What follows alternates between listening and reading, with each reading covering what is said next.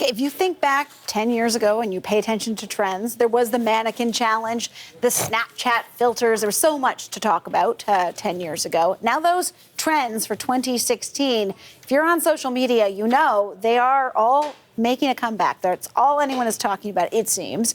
And it's got us asking why. And so Dan and Yasmin have joined me now to talk about the resurgence of 2016. You've been digging into this, Dan.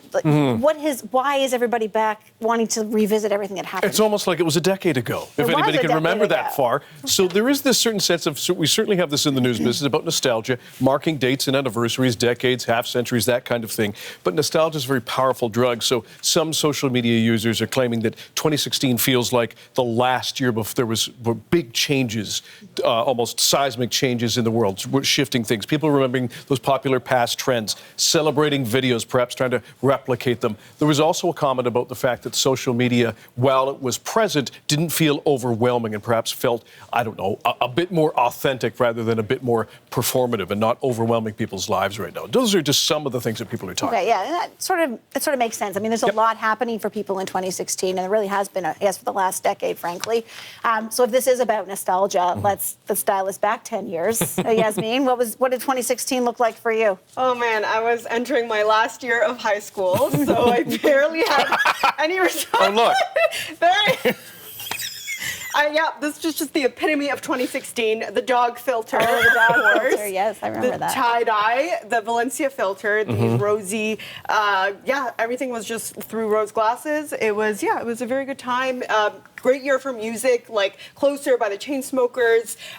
There was One Dance by Drake, as well as Work by Rihanna. So, yeah, what a good time. Dan, yourself? It was a big year for travel for me, so I was a scruffy-looking person out on the world. Yeah, see? Plus ça change. This is at Cape of Good Hope National Park in South Africa, out with some friends, having a good time. We also did a little bit of dragon boating here at the CBC. There was a good team that went out and did that kind of thing. So it was one of those big sort of adventure years, I would say. I think we have a picture of the dragon boating, don't we? Well, are we ready to show the audience? I don't know.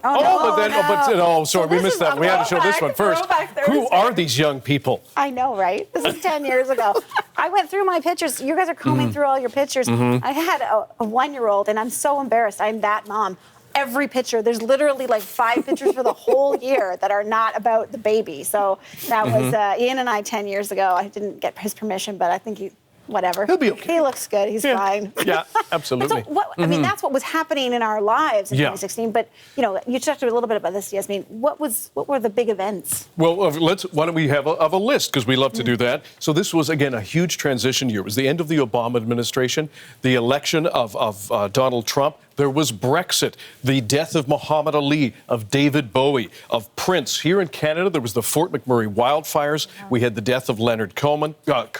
And as we said, in pop culture, Lemonade, I think, came out by Beyonce. Like, huge sort of twists and turns of icons who left, and big political changes. Rob Ford died. Harambe was killed at I believe it was the Cincinnati Zoo. Usain Bolt, 2016 Rio Olympics, running beside Andre DeGrasse. So, touched on cornerstones there for a very big year. And big political shifts, as you mentioned, in the U.S. There was the Barack Obama left office, and it was Donald Trump beat out Hillary Clinton. And, that's right. And that was a big shift, certainly, not just for the United States, really, I think, for the whole world.